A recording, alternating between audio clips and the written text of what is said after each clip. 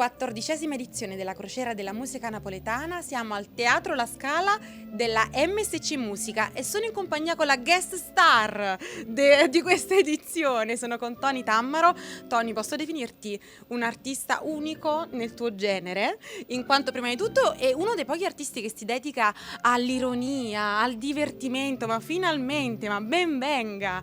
E vogliamo sapere, tu sei emozionato di esibirti prima nelle più grandi piazze, nei più grandi paesi, anche a casa tua, ma sulla nave da crociera ti sei mai esibito? No, io sono appena sono giovincello, adesso ho cominciato, sono al 32esimo anno di carriera, è la prima volta che canto sulla nave da crociera, ma soprattutto la prima volta che canto alla Scala.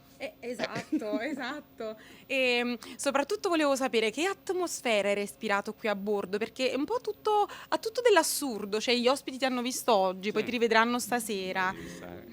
Ci abiti sulla nave, quindi è inevitabile che pure se vai al bar a prendere una cosa ti vedano, quindi non c'è la sorpresa di vedere l'artista che arriva.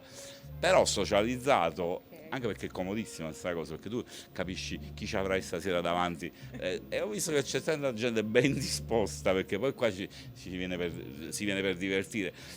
Poi ci sono altri tipi di spettacoli in cui la gente sta lì, chi c'ha questo che fa, che non fa, invece qua cioè, si lavora un po', credo che lavorerò di meno, poi non lo so, può darsi pure che stasera mi faranno sulla sette camicie, ma mi sembrano simpatici loro. Noi abbiamo bisogno di loro tantissimo. Quando loro ti incoraggiano, ti applaudono, tu canti, vai meglio rispetto a quel tipo di pubblico che sta lì freddo a guardarti.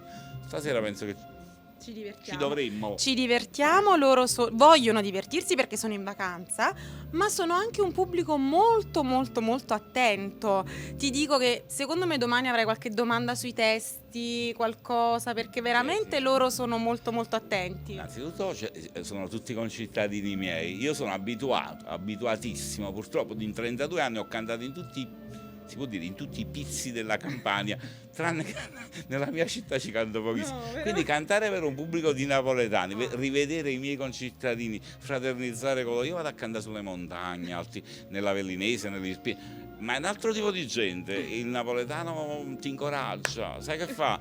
Come esci sul bravo, È vero. e tu lavori meglio, è un pubblico che si immedesima nelle tue problematiche, perché tu sei lì, ma che succede? Quello ti fanno l'applauso e hai capito che succede qualcosa di bello. Ok, qualcosa di bello sicuramente accadrà questa sera. Noi non vediamo l'ora di ascoltarti e divertirci insieme a Tony Tammaro.